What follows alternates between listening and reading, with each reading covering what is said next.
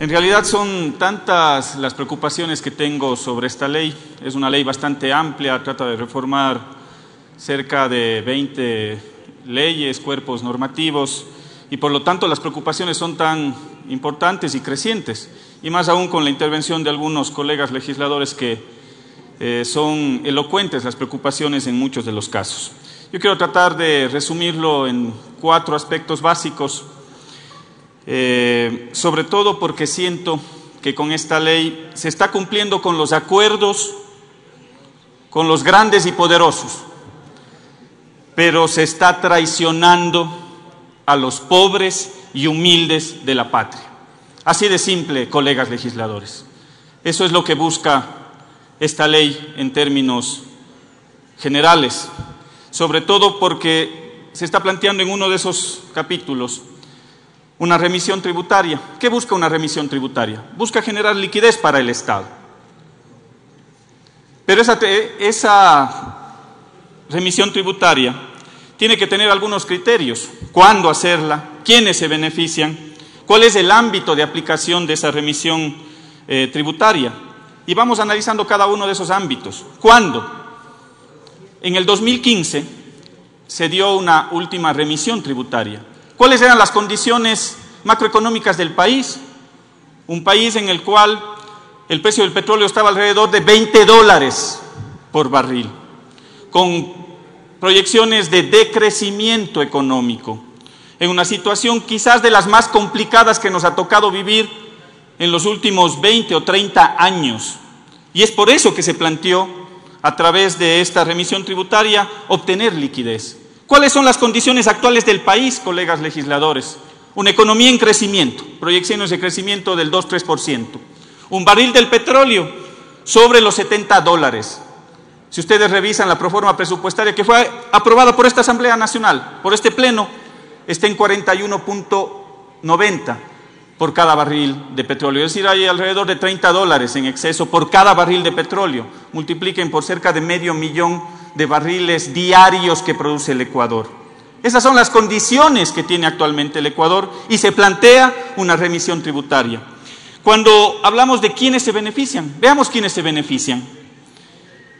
Según el SRI, en una comparecencia del ex director del Servicio de Rentas Internas, la deuda de los grandes grupos económicos estaba alrededor, y las deudas tributarias de IVA, renta, etcétera, estaban alrededor de $4.500 millones. $4.500 millones. Y a decir del mismo ex director, con esta remisión de multas, recargos e intereses, se pretende exonerar cerca del 50%. Escúchenme bien, pueblo ecuatoriano, cerca del 50%. Esos son alrededor de $2.000 millones que el Estado dejaría de percibir. Pero aquí hay una cosa que sí me causa sorpresa. ¿Quiénes son los que representan esos $2.000 millones que se exonerarían con esta ley? El 80%, pueblo ecuatoriano, el 80% pertenece a los grandes grupos económicos y apenas el 20% para los pequeños y medianos. Ya sacarán sus propias conclusiones de a quienes se está beneficiando con esta ley.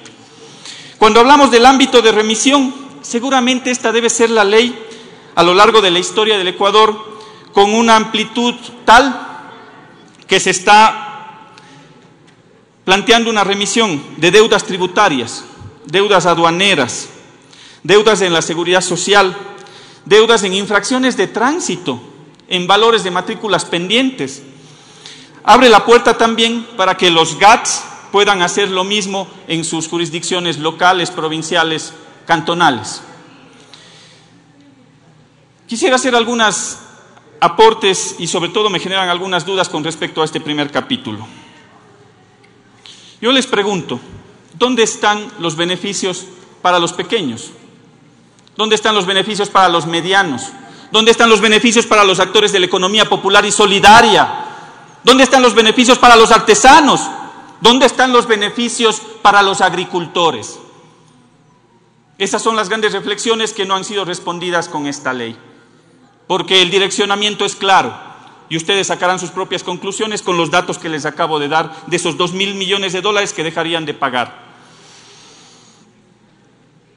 ¿Por qué a estas personas, que son los que más cumplen con sus obligaciones y con sus tributos.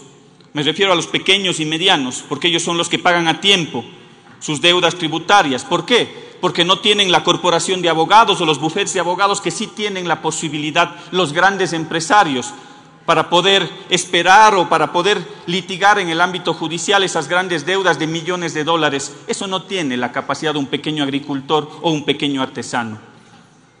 Y eso debemos de tenerlo claro también.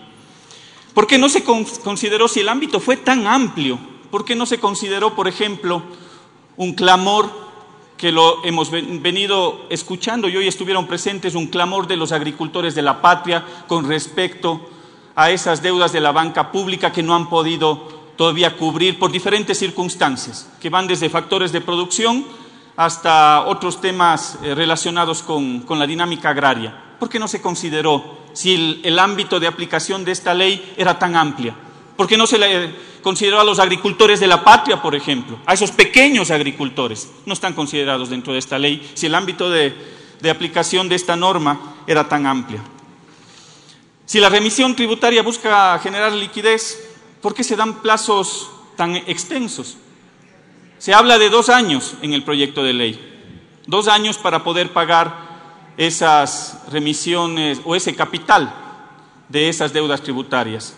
Yo me pregunto, ¿por qué no aplicar, señor presidente de la Comisión y señora presidenta de la Asamblea, por qué no aplicar una tasa de interés para que no todos vayan a pagar al plazo más extenso, es decir, a los 24 meses? Si es que ya hay un costo financiero, se podrá de pronto recibir ese dinero para las arcas fiscales de manera más temprana, y eso no está considerado en la ley. Aquí hay un tema que me llama a la reflexión, y es un tema que no lo puedo dejar pasar por alto, porque hemos consignado nuestra lucha en favor de los trabajadores de la patria. Se están legalizando una doble contabilidad con esta ley. Para quienes se adhieren a la remisión, para el pago del SRI, se lo hace sobre la base imponible determinada por el SRI. Pero para el pago de las utilidades de los trabajadores, se lo está haciendo sobre la base imponible declarada por el empresario. ¿A quién se le está afectando? A los trabajadores de la patria. Y yo no puedo ser cómplice. Jamás traicionaré a los trabajadores de la patria. Y menos en un derecho como es las utilidades que están siendo afectadas con esta ley. Jamás traicionaremos ese compromiso que tenemos con ustedes. No se debería permitir también que quienes ya se beneficiaron de esas otras remisiones tributarias en los años anteriores no se vuelvan a beneficiar de esta ley. No en lo futuro, pues, en lo actual.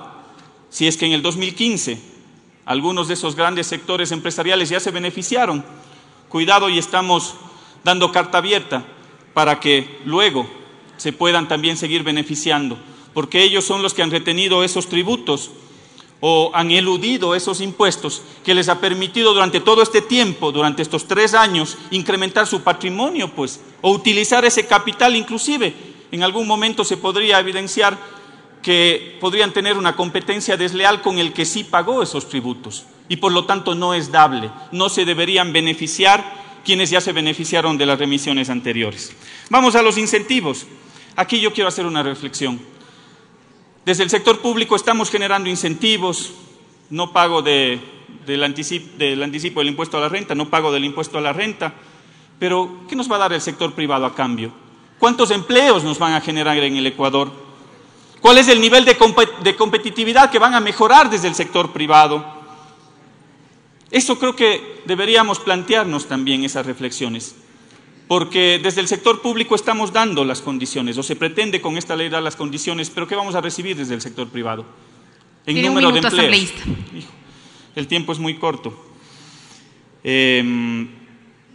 A nivel de esos incentivos, yo creo que hay algunos conceptos que, si bien es cierto, son positivos, pero yo creo que eso hay que revisarlo. Estos incentivos, yo me pregunto, ¿estos son los incentivos que requieren los pequeños y medianos? Yo creo que no. Yo creo que los pequeños y medianos, los actores de la economía popular y solidaria, necesitan tasas preferenciales para acceder a crédito. Necesitan el ingreso de maquinaria para la industrialización de sus productos a precios razonables, competitivos, ¿por qué no a precios internacionales? Necesitan el ingreso de materia prima a precios competitivos, ojalá, ¿por qué no a precios internacionales? ¿Acaso no se necesita maquinaria agrícola, riego? Pero aquí se está planteando una disposición con respecto al tema financiero que ya fue tratado en nuestra Comisión de Régimen Económico, en el cual nosotros pusimos una disposición que disponía, escúchenme bien, colegas legisladores, que disponía a la Junta Monetaria revisar las tarifas por los costos de los servicios bancarios que le cobran a los ciudadanos, a estos pequeños, a los medianos y también a los grandes. En esta ley se está modificando esa disposición, indicando que se revisará, no se revisará a la baja las tarifas de los servicios financieros. Yo quiero poner esta alerta, porque aquí se está beneficiando precisamente a esos sectores financieros en desmedro precisamente de los miles, de los millones de ciudadanos que están bancarizados a través del sistema financiero nacional. Tenía más aportes, señora presidenta, a esta ley. Creo que el tiempo es muy corto, pero sin duda alguna los temas macroeconómicos son mi principal preocupación y le haré llegar al presidente de la comisión mis observaciones. Muchas gracias.